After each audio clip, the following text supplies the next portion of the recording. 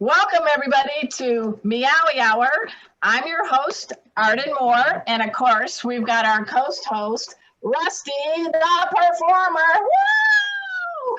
And Pet Safety Cat, Casey.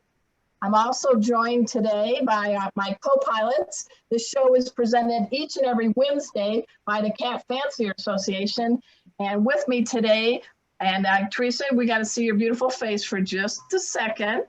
We have all breed judge and cat talk editor, Teresa Kiger. Where's Phoebe? Is Phoebe nearby? Phoebe is Phoebe's. Here we go. Phoebe says hi, power to the paw. And we also have my other co-pilot, Kathy Black, a very great all breed judge. And do you have a dog nearby you? Come on, it's okay. We like them all. Right now, she's not near me, so let's leave it that way. Okay. And of course, our special guest today is a great veterinarian. She's also knows how to get followers to the tune of 145,000 on Instagram. And she's one of my good friends, and she does a lot for pets. First of all, who's this doggy again? Say your doggy's name. Oh, me, Chloe. Kathy? Chloe. Oh, Yeah. this is Destiny. Okay, so we got Destiny, but let me see the very famous Chloe too. How old is Chloe now, Dr. Lisa? I have to say, Chloe, she's nice and gray. Chloe, Yeah. are you nonplussed being in this cat show? I love cats. Cats are okay. All right. We also want to give a big shout out for our sponsor of today's show, Pet King Brands, the makers of Zymox and Oratine. And I know every one of you can talk a little bit about some of the good. In fact, Teresa, you said Phoebe uses Zymox for her ears, right? Yeah, she has a couple of spots here and under her chin that she's an obsessive scratcher. So the Zymox really helps relieve that and keeps it from flaring. And as a veterinarian, you've heard of, you know about Oratine, right, Dr. Lisa? Yeah, I've seen some dentists use Oratine, send it home with their patients for sure, especially after certain dental procedures. And I'm very familiar with the Zymox. A lot of clients really love it to, clean out their ears, bathe their dogs, everything. Yeah, it has a lot of uses. Yeah, even for kitties. So guys, in today's show, we're going to give away a gift basket courtesy of Pet King Brands. Kathy, do you happen to have a picture of some of their products so we can just pop up on the screen? Sure. Check your string. Yeah, I was checking. I was trying to get Facebook up and going because it's not wanting to work. It was going and then it ended. Okay. Yeah, I will get the Zymox picture. Is that what you asked for, Arden? Yes, please. Okay. Okay. So here's some of the products. It's going to be a gift basket. So we're going to be doing that later. We're going to have a trivia question based on what Dr. Lisa Lippman and I are talking about. So stay tuned for that. Also, go ahead and take that off the screen if you would, Kathy. Okay. Now, yesterday was not a national holiday, but it was my birthday. And one of the things that I did to celebrate my birthday is I went with some friends and we went to a place called the Charming Cat Center. And if you can show a picture of me holding a kitty with a friend. Look at those kittens, Dr. Lisa. What do you think? So cute. I love them. What a fun birthday. Yeah, and this place is a cat adoption place. They work with cat rescue groups in Louisville, Texas. It's in a shopping mall. Cool. So it's kind of like a cat cafe without the coffee. Yeah. And you go in there, and one of the kitties was a three-legged little black kitty. Another one was a gray cat, and something happened to the back right leg. The kitty's only 4 months old, and it kind of looks like it's like a kick on a bicycle. It's kind of kicked up, and that cat was hopping all around with no issues, no problems. But they've been around for about 5 years, so I did want to give a shout out. If you go to kittysave.org, you'll learn more about the charming cat center. But you guys, I didn't want you to have to sing happy birthday. I just wanted to let you know I was trying to think of something cool to do on my birthday during this pandemic. And as you can see, we're all wearing masks. But Kathy, what did you think of how I spent my birthday? Well, I mean, spending your birthday around cats is a perfect birthday. Yeah, this kitty jumped right on my friend Julie's shoulders, and Julie had to walk around with this cat. And she's making biscuits the whole time too. Oh yeah, for sure, for sure. Thank you for sharing that. So, I'm going to get into the cat brain. It's always been argued, are cats smarter than dogs, or are dogs smarter than cats? It's a debate that's going to still wage on. But there was a new study done about the cat brain. Look at this little kitty Einstein. What do you think of this, Dr. Lisa? So cute. I'd believe it. Yeah. So I wanted to talk to you guys because here's some findings about cats and their brains. I'm holding up my pinky. The reason I'm holding up my pinky is because that's about the size of a cat brain, about 2 inches. It also weighs just slightly less than half of a plum. But here's the kicker. This is a small but mighty brain. 250 million brain cells. And the cat's brain has as many brain cells, are you guys ready for this? As a grizzly bear. What do you think of that, Kathy? Well, I imagine a grizzly bear, they've got big heads, so they're going to fill that space with something. So I would think it's got brains in there. So yeah, but they have the same number of cells as a cat. That means the cats are just very efficient. They pack those cells in very tightly, and they can operate just as much as a grizzly bear that has to be slow and lethargic because his brain cells are too far apart.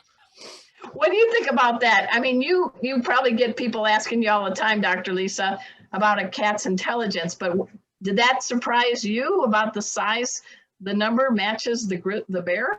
It's so crazy, Arden, because people in vet school would always joke that horses have tiny brains. They have their small pea brain. You would think a horse has a huge brain, but they don't. So I've just learned, sometimes it's the skull and the encasing, but I think cats rule. So there we go.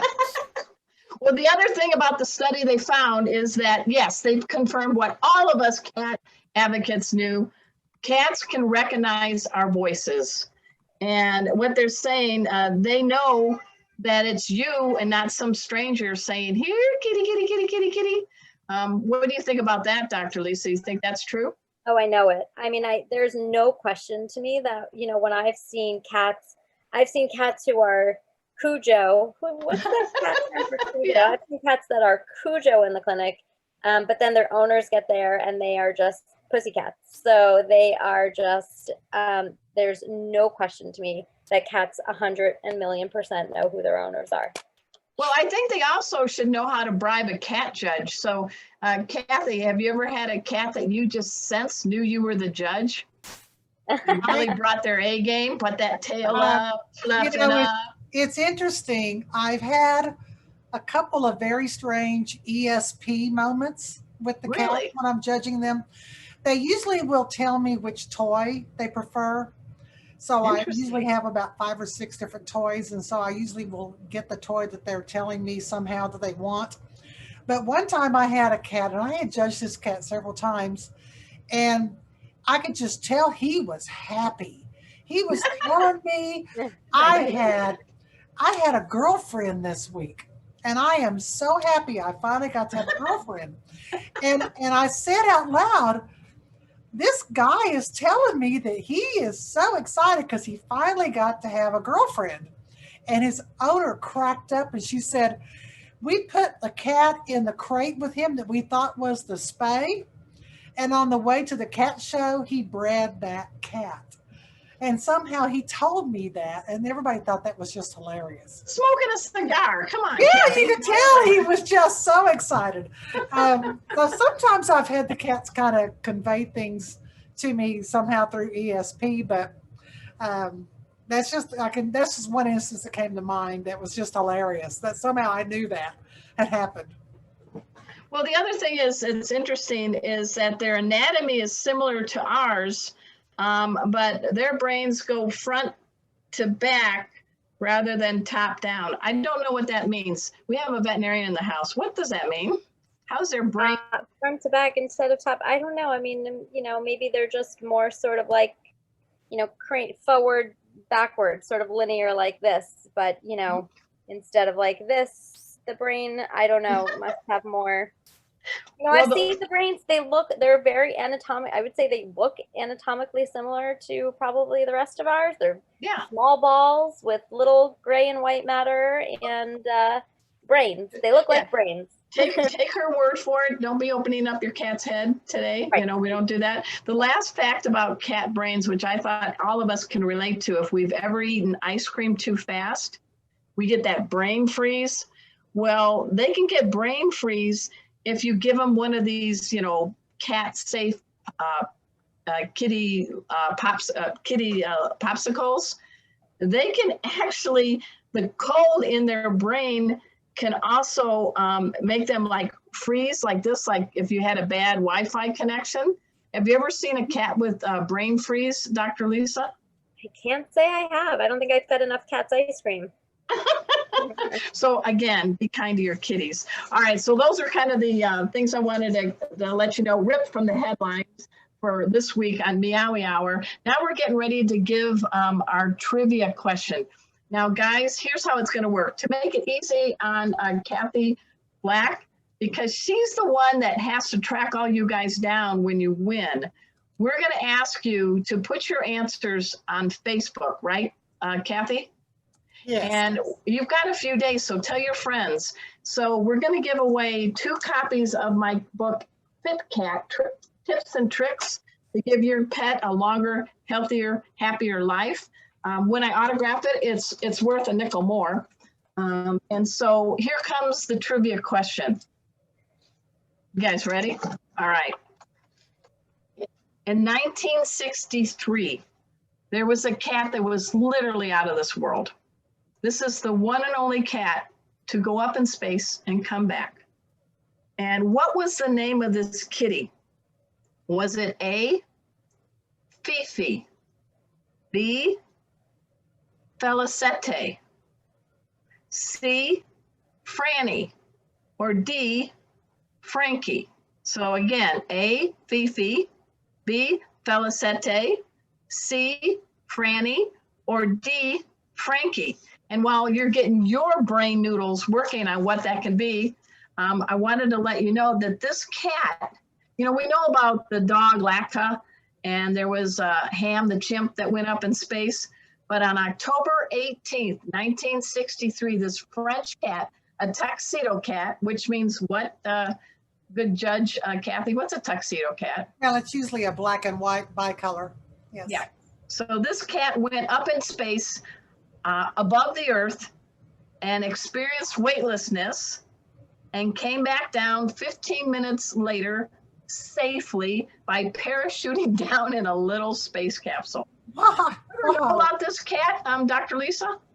I'm trying to think if it sounds familiar, and then I think they might have done some studies on like if there were any after effects of going up into space for him or something like that. So I can't really remember what happened, but. So again, I gave you 4 F's as names. Is it Fifi, Felicete, Franny, or Frankie? So, and you're not necessarily saying it's a male or female. You're right. Saying his in the generic sense. Yes. And say the name, and you will get your paws on an autographed copy. We're going to give away 2 of them so we can have 2 winners. Do it through Facebook. And Kathy, thank you. We'll track you down and get your mailing address, and I will send it out to you. So if you're on a Zoom meeting sometime between now and next Saturday, find the video on Facebook and type your answer in the chat. I already see some people writing some answers in. I'm not going to say if they're right or not, but yep, good job, guys. I gave you enough clues. So it is my honor at this time. We have a very special veterinarian in the house She's a celebrity veterinarian. She's an Instagram star. She worked in the emergency room. She does house calls. She's the founder of Vets in the City. She's in the New York City area, and we're going to talk to her a little bit about her telehealth services that are now kicking underway. And you just saw she has a beautiful senior dog named Chloe. But before we bring her on, well, she's right here. Kathy, can you show a picture of the good doctor with one of her typical tabby patients? Sorry, I don't have that picture up. Oh, it's the kitty, the big one, the picture of the cat with Dr. Lisa. Hang on, I will get to it. Okay. The cat's name is what, Dr. Lisa? Well, his actual name is Samson, but he is known as Castradamus. And tell us a little bit about Castradamus. So Castradamus was known as the largest cat in New York. That was the original outset. And then he became, you know, a lot of people said he was the largest cat in the world. He's so cute. He's a Maine Coon.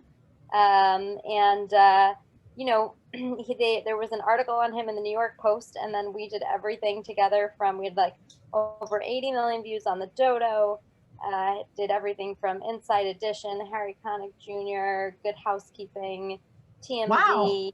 You name it, we did it. So everybody wanted to know, you know, why is he so big? Is he healthy? And so who better to answer those questions than me? So the owner was happy to kind of let me, you know, take the spotlight in a lot of that. And it was a lot of fun. Tell us, how much did Castradamus, AKA Samson, weigh? So he was about 28 pounds. 28 pounds. And you mentioned he's a Maine Coon, and later in the show, Kathy is going to talk about that breed, the Maine Coon, the gentle giant. I love that breed. He really was. He was a really special guy. Yeah. So how was Harry Connick Jr.? Did he croon a song to Castradamus on the show? I think he crooned the song, but he did hold him for a second. So he was really great with him. He was really nice. So. And did you get like really good biceps by caring for this cat? Oh yeah, for sure. You should see them. They're huge. So yeah, I'll just put them away for this show. Okay, all right. One of the things that I met Dr. Lisa several years ago, we were both in California, and I was kicking off my pet first aid company. And tell us, everybody, tell them how did you find me? Did you see my name on that bathroom wall? Or, I mean, I'm like, why is a veterinarian wanting to take a pet first aid class? Tell us why. Yeah, you know what? I don't remember. How did I find you? Do you know how I found you? I don't remember how I found you, but I do know that I found you.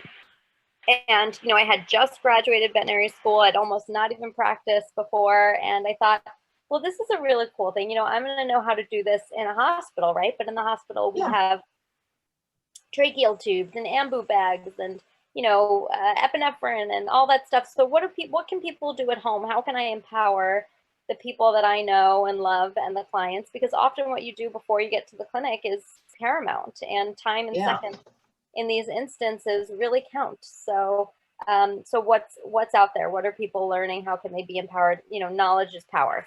I think I said that then. I still believe it. I do, yeah. And that's so you had a class with, I had at the time my big dog Chipper, and I think it was either Zeke or Casey, my cat, right? Yeah. Well, don't worry, everybody. I'm not a veterinarian. I don't play one on TV, but we do have a veterinarian in the house. So what made you become specialized now in doing house calls? How has that impacted with COVID? And tell us a little bit about Vets in the City. Yeah, good question. So, I mean, the reason that I got into house calls in the first place was because, you know, I thought this is just a much more personalized, intimate setting where I can see, you know, people and their pets, you know, and their natural habitat. Obviously for cats, I mean, look, it's estimated that about 50% of cats do not get to the veterinarian for one reason or another. The reason is, I mean, there's a multitude of reasons. You know, they're so good at hiding things, the difficulty and stress of getting them there, putting them in a carrier, all of it, so many reasons. And so for cats especially are the beneficiaries of this. and just, having one-on-one time with my clients and getting to really know them. I just love that idea. To me, it's sort of an ancient art that we're really making modern again. And So are you in a taxi going from one side of New York to another? Or, I mean, you got to make sure you've got everything you need. Yep. So it depends when it was. I mean, I used to just, have my backpack and get on the subway and go, and that was pretty much all I needed. I would say I was ready for the zombie apocalypse in that backpack. I had everything important. And we would just get on and go. So sometimes a car, sometimes a subway, sometimes, taxis. So, I mean, where are some of the strange places cats have hid because they smelled that there was a veterinarian in the house? Oh my God, everywhere. I mean, behind the stove is a really popular one. Up on top of counters as much as high as they can possibly get. Under beds. Yeah, I haven't had any cats hurt themselves, thank God, running from me. Well, how do you work your feline bedside manner? What do you do to convince these kitties you're there to keep them healthy? Yeah, well, I mean, fear-free practice is a really big deal, right? Especially for cats. So I have something actually that was invented by a veterinarian called it's called like the cozy, calming, basically the swaddle. It's a kitty swaddle. That we swaddle them with, so we don't have to scrub them. We use the feline appeasing pheromone. We use drugs. Drugs are a big part of a fear-free practice. There are drugs that are just fantastic for cats that are extremely, extremely safe, yet just kind of works to take that edge off and let everybody. They're calming? What kind would that be? Because I could use it. No, just kidding. Yeah, I mean, there's, so the feline appeasing pheromone, but also we use a lot of gabapentin in cats. That's a big word. Say that one again. Gabapentin. I just wanted to hear you say it. Yes. So that just chills them out a little bit? Yeah, it just chills them out a little bit. It does not sedate them fully, just kind of makes them anywhere from just a bit calmer to maybe a little drunk. And again, it's very, very safe. They've done studies where they've seen that, humans and pets have overdosed like 5 to 10 times the dose, and it's actually extremely safe. And yeah, it just helps us, get the job done. It's really a big part of the fear-free initiative. So what are some of the no-nos that you would not want people to do? Why is it wrong to scruff a cat? You said you swaddled and the kitty felt like they're in a hug. Yeah, so I mean, it's really not what we do anymore. It ultimately it backfires on you because they wind up feeling defensive and uncomfortable, and they can really turn around from that, and there can be some later redirected aggression either at you or the owner, and it's not good for anybody. So that's not what we want. Okay, why did you become a vet? I know it's a silly question, but I always am curious how people got into what they do. So yeah, I don't know. I think when I was 18 months old, my neighbors had these Shih Tzu puppies that they would breed, and they would take me and put me, and they had a kid's playpen. And they would take me and put me in the kid's playpen and feed me chocolate. And that's all I remember. Ever since then, I've always wanted to be a veterinarian. So it just somehow married my love of medicine and being able to micromanage things that were important to me and animals. So it's what I've always wanted to do. And folks, go ahead, as Kathy's written, you got a question. We have a veterinarian in the house, so she's here to answer a few questions if you have. But you are good in veterinary medicine and going into house calls, you don't know what to expect. But tell us about your other talent, which is Instagram. People like to tweet or Facebook, but tell us why you are able to use Instagram to get your good messages out there. Yeah, well, I think, so like I said, I think in the beginning, I went super viral with Catstradamus, and that was a really great start. The algorithm was really different back then. Everybody talked about it, but it genuinely was different, where we post something and people would see it. But going viral is certainly one way, but not the only way to build an Instagram following, because now it's older and I have to constantly keep up with it. So I would say, what I try to do most is provide value, be a trusted source, and interact and engage with my followers. So, making valued recommendations, giving value, interacting with anybody who comes on with me, and messaging back and forth, and just being a supportive a supportive follower as well to other people. So I think those are some key ways that people can really look to grow also. I have a question, Lisa? Dr. Lisa. It's Rusty here. Rusty here, saying hi, hi. So how can I become famous on Instagram? Because I am Rusty the performer, and I don't have any thumbs. So what do I do? How do I engage? Oh, Rusty, come on my Instagram. We'll get you started. Okay. That sounds like a good idea. Yeah. Well, but I think, kind of just like, Catrodamus, there's something unique, and even if there's not something so obviously unique, you can still be creative and make something unique. And again, bring value. So decide like what your niche is going to be, so, have a niche, have something that you're good at or something you want to share with people of value. Things that can be shared is probably the best way to grow. I think that's why like meme pages do so well. So things that can be shared, because on Instagram, when other people share your things and see you, that's who's going to follow you, is other people on Instagram. So that's the best platform to get. So make things that are shareable. And tell us about the hashtags, why I should not say hashtag cats. Well, I mean, you certainly can, but I mean, as far as hashtags go, it's usually recommended to have about 30 hashtags. It's recommended to have some bigger hashtags like cats, but also smaller ones, right? Because the bigger ones could potentially get lost. So you may not be seeing, people may not be seeing that because you've got people tagging cats a million times a minute, and yours is just going to kind of go away. For people who want something more specific, like Maine Coon or large Maine Coons or male Maine Coons or kitten Maine Coons, you get more specific people who are really engaged and involved who will come and see your posts. So you need a mix of both the smaller and the larger hashtags. So with Rusty, it would be hashtag feline foodie. Right. Well, that would be a very specific one to him, so people could follow him there. And then for Casey, my cat that teaches pet first aid, would it be hashtag pet safety cat, or what would you suggest?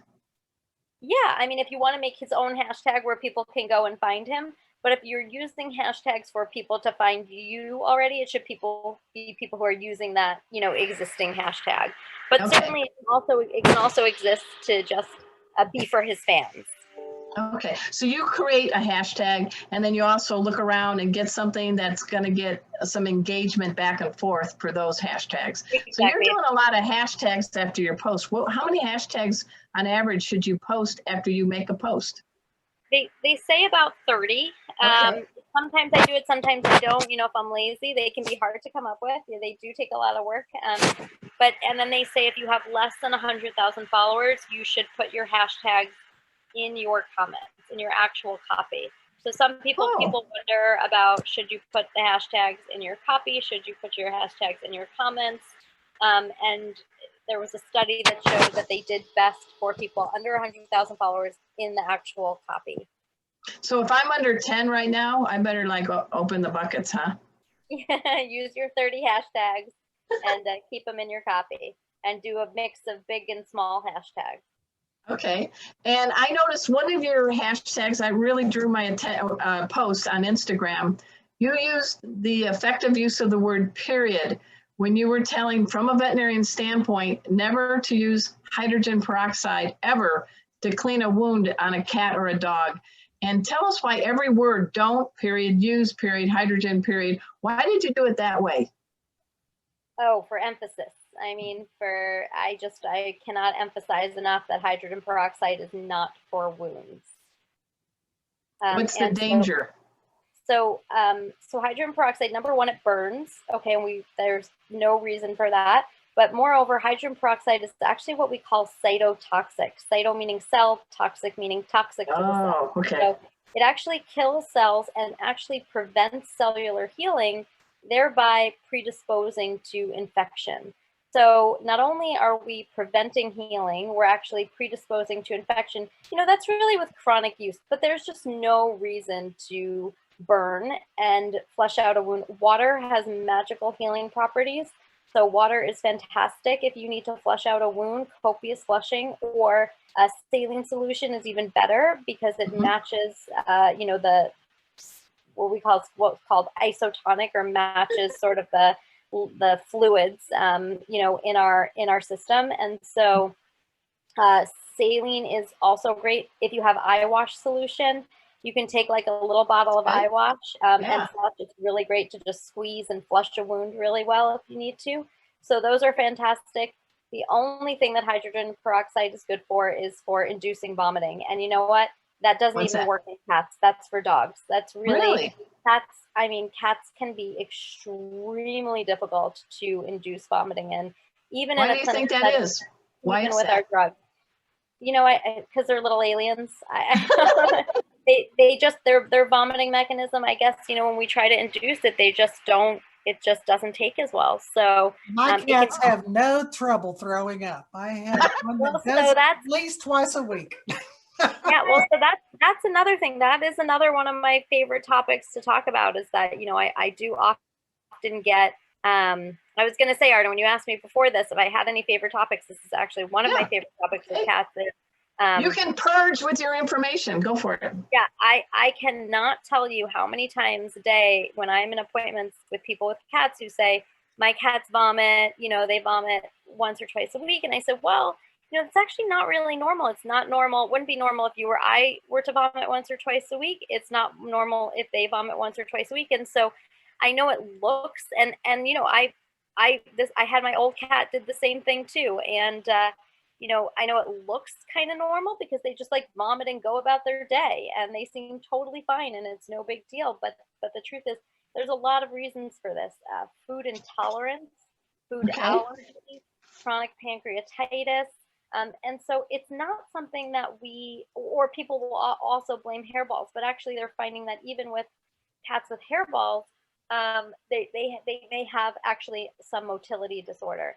And they actually did biopsies on about 100 cats who chronically vomited, and found that 99 out of 100 of those cats had some sort of intestinal malady.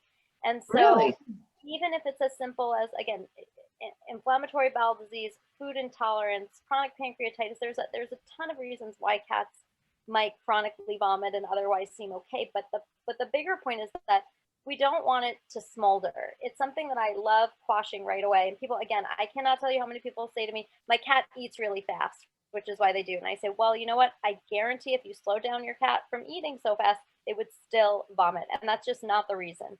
So, Interesting.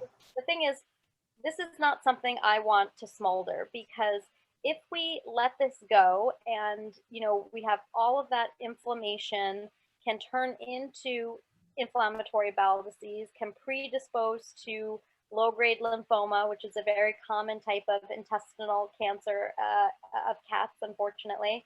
But fortunately, because it does, you know, doesn't have a terrible prognosis, but and it depends what kind it is, of course, but it's not something we want to let smolder, you know, and your cats don't have to live vomiting, you know, once to twice a week. It's worth working up, or at least trying a change in diet to see if we can do that. So it's really one of my favorite topics in cats, because I like, because I'm a poopologist. Now we got a vomitologist here in the house. So obviously bring in a fresh poop to the vet, and they're able to say things. But I always thought if it looked like what they had, it should be okay. But you just educated me on that, because the cats aren't like our dogs saying, oh, I don't feel well, right? They're pretty sneaky. They don't want you to know they're weak, right? Like I said, they vomit and rally. So it seems so normal. And same thing. I mean, I think I went through almost all of vet school with my cat who just chronically vomited. And I would say, oh, okay, you know, and ultimately he died of kidney disease. You know, he didn't die from vomiting. He didn't develop, you know, he didn't develop small intestinal lymphoma, but, if I would have known that there was something that I could have done about it at the time, I would have tried. It's Yeah. not something I would have let just go despite that fact. So, and there are plenty of cats who will develop these diseases, and I wonder if we get to them earlier, could we have done better? Yeah. So, What do you think about that, Kathy? I just learned something. Yes, I know that there's been a couple of diagnoses that I've found out in the past. Most of the time with my cats, it's hairballs. I know it's that certain time of year. I have some cats that won't let me comb them. They fight it. And so therefore I don't get them combed. And so during the seasonal shedding, seems like they shed before they put on their winter coat. And then of course they shed out their winter coat, even though they're strictly indoor cats. So there's a couple times a year where it seems to increase more than others. But I know that it can be from needing their teeth cleaned, or maybe they have some dental issues. You were talking about eating too fast. I think what I've found is they're not chewing. They're swallowing it whole. The food swells. A little bit later, they throw it up because they ate too much. Yeah. But and, I mean, they definitely, a lot of cats just swallow their food whole, which is one of the things when we take out all of their teeth, people are worried. Because another thing cats love to get is dental disease. And there are cats where we take out all of their teeth, and I'm like, they barely chew their food. They just go ahead and swallow it most of the time. But I would say, if you're concerned about it or you're not sure, keeping a log is also really helpful, because then you can say, oh yeah, you know what, this is happening more often than I thought, or it's not happening as frequently as I thought, or trends over time are also really important. Is this becoming progressive? And the other thing that you want to watch with the chronic vomiting as well is, and something that's just really important for cats in general, is weight. Weight is a fantastic checker, because actually even oftentimes with diseases like small cell lymphoma, like intestinal lymphoma or kidney disease, one of the only markers we'll see is weight loss. They can have a great appetite, but still be losing weight. And so weight in cats is a really fantastic thing to be checking.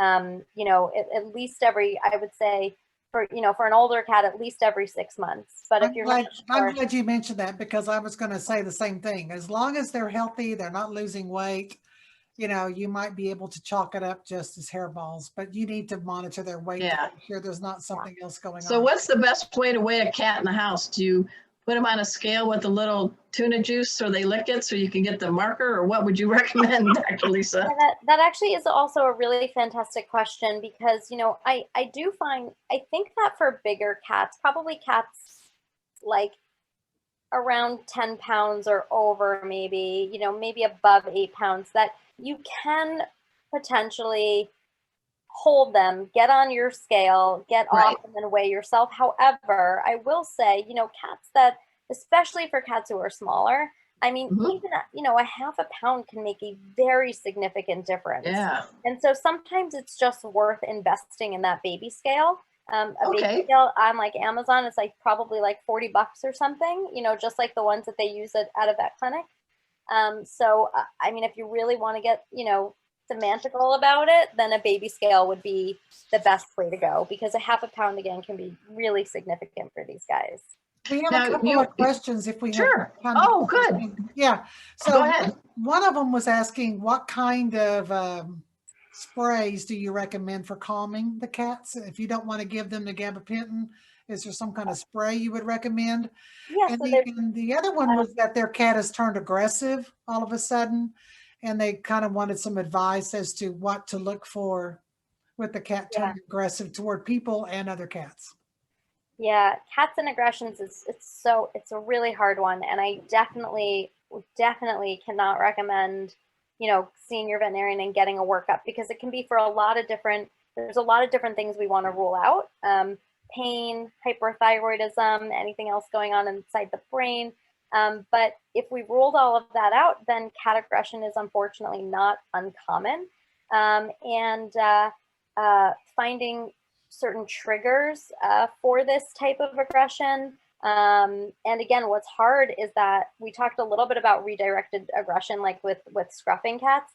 Right. Redirected aggression can be, I mean, there's a tons of different types of aggression, but things like redirected aggression, where they often just seem aggressive out of nowhere, can happen hours later. So sometimes there's something that overstimulates a cat, like another bird outside or another cat or a pet or going to the vet, and then they'll turn around and attack you, but like 2 hours later. So it doesn't have to be then. It's actually, it can carry over. And these attacks seem to kind of come out of nowhere. But in answer to your question, Kathy, to get back to the original point with the sprays, the feline appeasing pheromone is a pheromone that it's a scent that their mothers used to give off when they're young that's clinically proven to be calming for them. The most popular feline appeasing pheromone is called Feel Away, F as in Frank, ELIWAY. This comes in a few different forms. So it comes in a spray form, which like I don't love unless you're traveling. You would use that like for your carrier because it's an alcohol base. So you have to spray it, let that dissipate, and then put your cat in it. So you just, I don't like waiting. Like I'm not very patient, but it is better than that. So I mean, you do what you can do. And then there is a collar form, which is great if your cat will tolerate a collar. Certainly you don't want to make them more upset by putting a collar on them if you don't think your cat will tolerate a collar. But the collar is nice because it goes where they go. And then there's another form that looks like a Glade plug-in where you just plug it into your wall and it uses a certain room. And obviously for any behavioral issues in the house, that would be probably my preference for a cat. And Now, what about with the aggressive cat too? If you had the plug in, it might kind of help. Yeah, absolutely. Yeah, it's like Nirvana now. What about Zycine, whatever, Zilcine? Oh, so that's what I was going to go to next was some supplements that I love. So Zilcine is a milk casein or a milk protein that comes in a little capsule. And for some reason, again, it's proven to be calming for cats. You can either give the capsule whole or you can open the capsule and sprinkle it into the food, which is nice. So it gives you a few different options on how to give it. There's also another supplement that I love called Solaquin. It's SOLLIQUIN.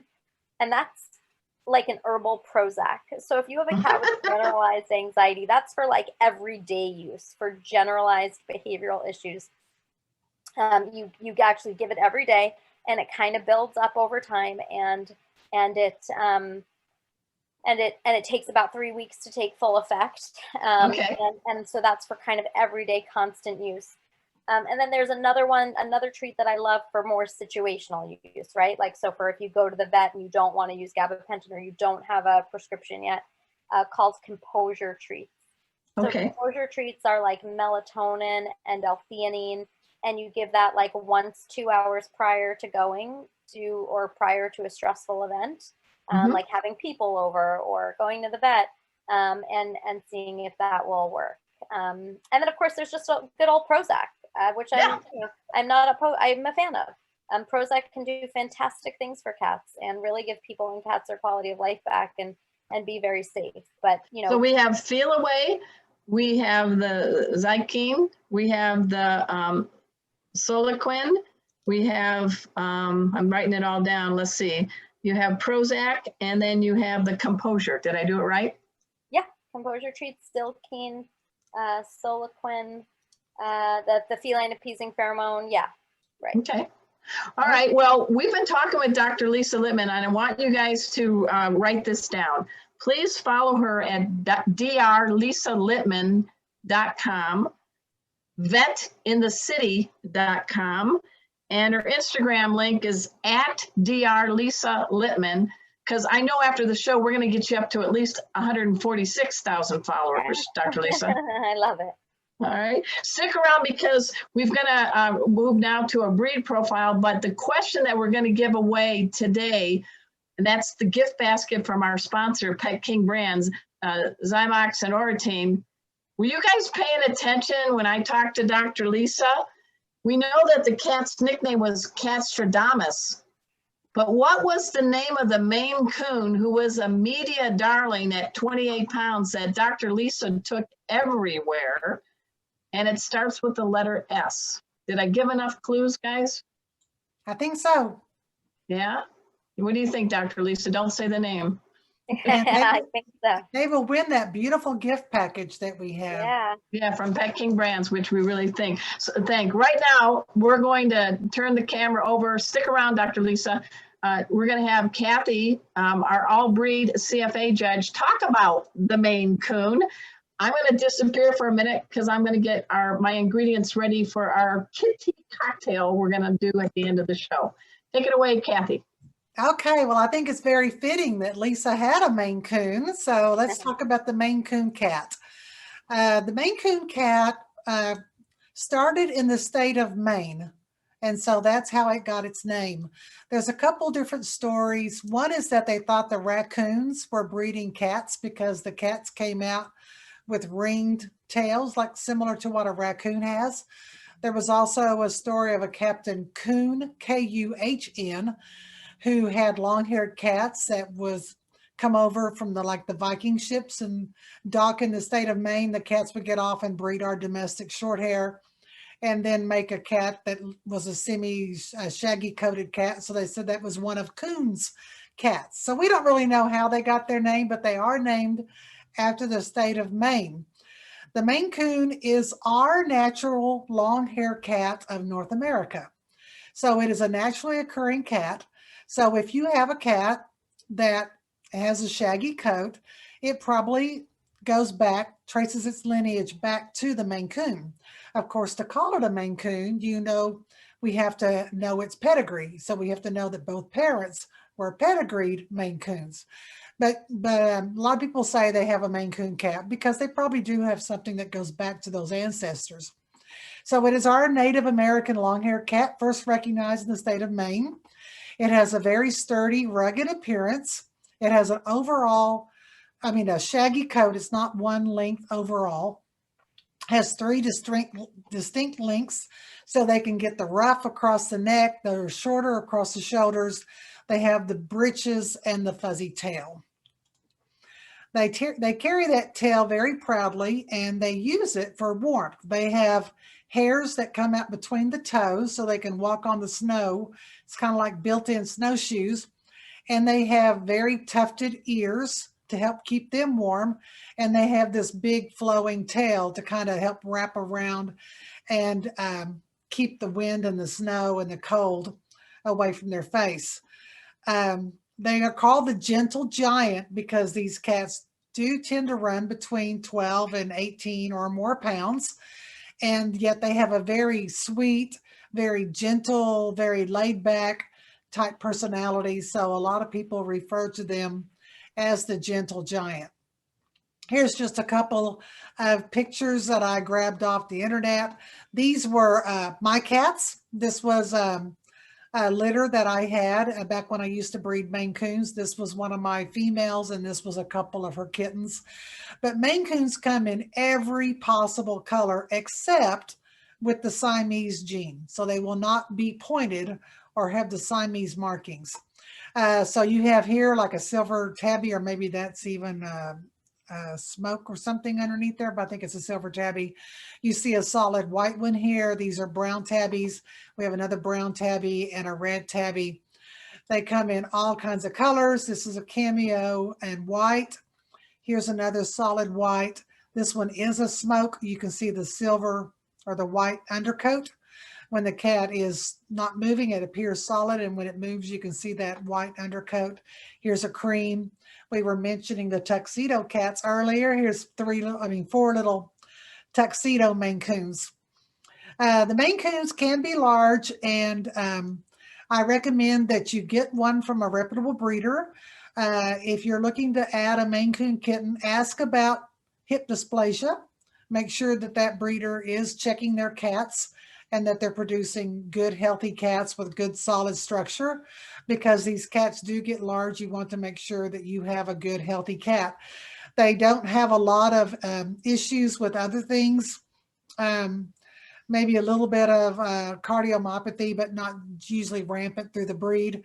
They have a very easy care coat. They do require a weekly combing or brushing just to remove the loose hairs, because if it's a shedding season, they will mat, like on their hips where they're laying on their cat bed all the time, or they maybe a little bit with their breeches.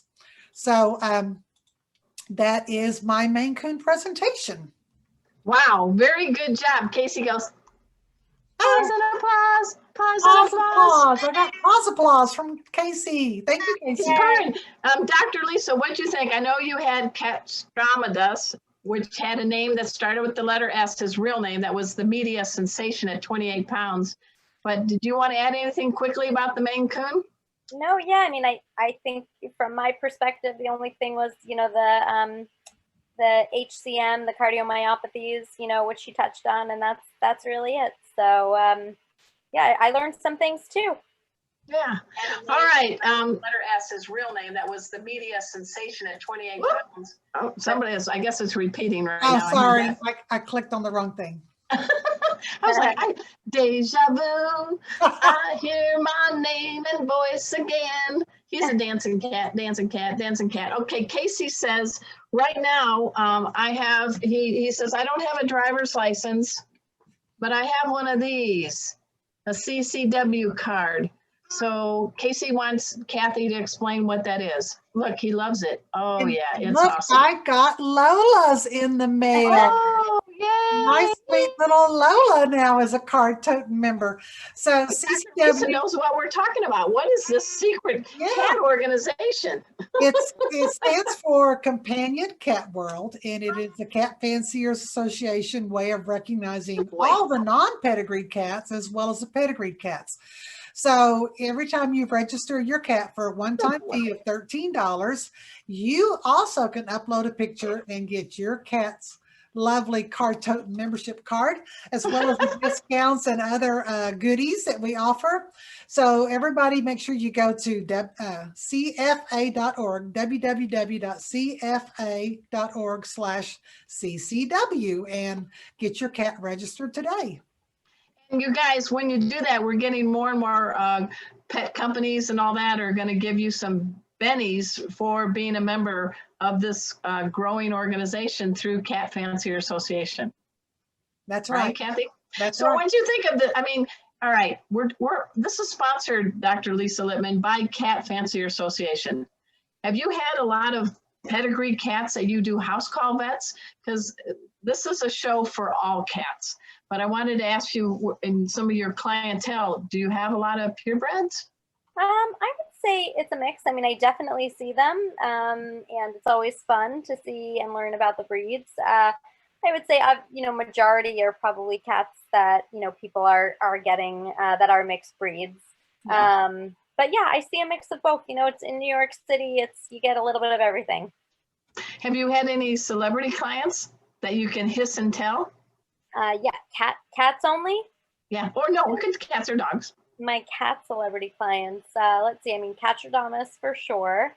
Mm-hmm. I'm friends with a bunch of them. Some of them live away. I have I've got fashion bloggers. I've got a lot of influencers. So Claudia Oshry, Girl with No Job. She has over 5 million followers across platforms. Wow. Okay. Or what? She's a pretty fancy, famous fashion blogger. She's got her own line at Macy's. Yeah, there's a bunch of people. Mariah Carey, I've seen her dog. I have an NDA, but I guess not. Wait a minute, slow that down. Mariah Carey? Yeah. She doesn't can you even hit that high note that she can hit? It's like a dog whistle. No, I'm there. But yeah, it's been fun. You never know who you're going to see, for sure. Now, you also are with your boyfriend as a comedian. I would be remiss without mentioning Richie. Tell us a little bit. Don't you guys have a podcast? Yeah, so we've got a pod. So my boyfriend's a professional stand-up comic. He was on tour with Cat Williams. Speaking of appropriate, he was on tour with Cat Williams for 3 years. They did a 90 city tour together, and we do have a podcast together called "We Don't Deserve Dogs." We had a really hard time naming that because, of course, we didn't want to leave cats out. As a matter of fact, in the beginning, I say, we don't discriminate against cats, and he says, yes, we do. Of course, guy. But we don't, and we've got lots of people on who have cats and dogs, and we talk about both because I love both. And I was going to say, please come through my Instagram because I need to all of my photos are just me and a dog, me and my dog now. Yeah, we want some cat photos. Yeah. I really need more cat. I need more cat photos. I need more cat facts because I love them, and I really have to do more cat things. So So go something to I'm working on. Dr. Lisa Lippman Yeah. at Dr. Lisa Lippman on Instagram. Guys, help her out. We got to bring up the cat nation, right? There's lots of funny jokes about cats. You know. Yeah. Oh yeah. But I also am looking, and we've already gotten some smart viewers that are filling in some names of the cat in space and the real name of Cat Stradamus that you took care of. So I'm really impressed with our listeners, our viewers today. Kathy, what do you think? I think they're right. And any of you that typed it in the Zoom, make sure you go to Facebook and put it there for me too. Okay. Thank you. All right. If you could, please, Kathy, put up that photo of the pet first aid image. Oh, you bet. You bet. We've got about 5 minutes left on the show, and I'm inviting all of you to please come to our October 18th cat first aid class. Or if you can't make it on the 18th, we are going to have another one, I believe, in November. Go to Pet First Aid for You. These are your two teachers, Rusty, the performer, and Pet Safety Cat Casey. And Dr. Lisa Lippman and I, on occasion, we co-teach a full cat and dog first aid class. And Dr. Lisa, how do you like hanging out with me on that class? I love it. It's the most fun. So we're going to have a cat and dog class October 24th, I believe. So go ahead and take a look at that. But, you know, we have a house call vet in the house who also teams up with their boyfriend to do a comedy show about cats and dogs. Dr. Lisa, you really are full 100% to help cats and dogs. And I'm so honored that you could be on our show today. Yeah, well, you know, anything for you, Arden, and it's great to be here. And like I said, I need to up my cat game, so maybe you guys can help me with that. So we sure will, and we're going to give you the link because every show, Kathy Black, bless her heart, puts it on YouTube in addition to the CFA Facebook posting. So guys, please spread the word about Meowy Hour and the good work of Dr. Lisa Lippman. And you know what we do at the end of the show, and this is kind of funny. I have a veterinarian in the house. Hey, you ready to drink, doctor? Yeah, always. I mean, it's 5 o'clock somewhere. Yeah. So I'm a licensed bartender, and I've modified some recipes to give a little bit of a kitty slant to them. And this one is going to be strange bedfellows. I say that this one is called the Feline Fine Irish Cactus Sipper. Now, I want to give a salute to Teresa Kiger. Every week she posts my cocktails on the Facebook site for CFA. And this image she has is with a cactus and a dangling Irish shamrock on it. I don't know if we can pull that up or not. Yeah, I can bring it up for us. And this, guys, is one of the easiest, quickest recipes to make. My little tagline with the Feline Fine Irish Cactus Sipper. It's a strange blend sure to make you purr with each sip. So go ahead and I'll show it now how we do this. I will have to go really slow count because I have Kathy, she likes a beverage. So you need to give 2 ounces of Bailey's on a glass with a rock glass. I like these big square ice cubes, 4, 5, 6, 7, 8. So count of 8. Now this sounds odd. You're going to do 1 ounce of tequila. 4 count. 1, I've never 2, heard of Bailey's 3, being with 4. tequila. And I thought the same thing, like, was somebody drunk when they made this recipe? But when you stir it around, Or they grabbed the wrong bottle. it's a very smooth, velvety, adult-like taste. That's how I can explain. It's simple but elegant, and it's meant to be sipped. So at this time, whether that's this drink, a bottle of water, whatever, I want us all to please raise your glass. We're going to toast to all cats everywhere. They make our lives so much better. So there you go. We got the good doctor raising a glass. We got Kathy. Teresa, I don't know if you got a glass there.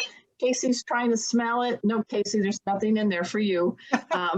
but this is the Feline Find Irish Cactus Sipper. I would love to know your responses to it, but it's, you know, after the end of a long day, you have a little bit, it's going to take you a long time to drink it.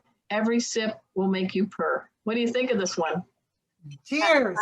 Yeah, Cheers. I gotta do it for real. All right, and next week, I want to let you know we have a great guest, Samantha Martin of the Amazing Acrocats. And there is a Rusty connection because Rusty was one of the kittens she found and trained, and he actually got to perform for a month in the Acrocats circus cat-like performance in New Orleans. But she's going to teach you, yes, you can train your cat. You can teach your cat. She's going to give us some tips on targeting and clicker training, and she's got some really good stories to share. She is giving cats, their brains are getting worked out, and she's going to teach you the importance of the whistle. When she blows a whistle at Meowy Manor, every one of her cats comes to her. What do you think of that, Dr. Lisa? So cool. I gotta check those out. All right, so on behalf of my co-pilots, Teresa Kiger and Kathy Black, our very special guest, Dr. Lisa Lippman, the Cat Fancier Association, and our sponsor, Pet King Brands, and of course, my furry co-host, Rusty the Performer and Pet Safety Cat, Casey. We will see you next Wednesday, same cat channel, same cat time. We'll see you on Meowy Hour. All right. Nice seeing you and meeting you, Dr. Lisa. Hi, you too, guys. Thanks so much for having me. It's been Okay. a lot of fun. Bye-bye.